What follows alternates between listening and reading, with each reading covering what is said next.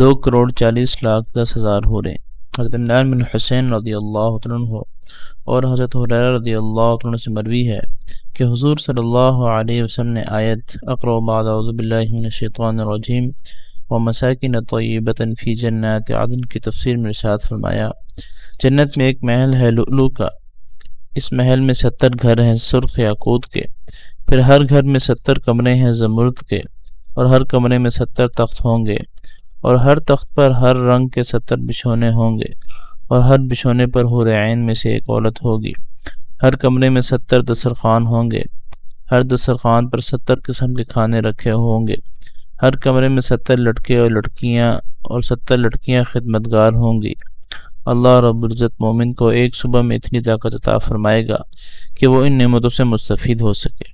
Note: ہر گھر میں 4,900 کمرے ہوئے اور ہر کمرے میں 3,47,000 تخت ہوئے، اور ان تختوں پر 2,40,10,000 بچھونے اور حوریں ہوئیں۔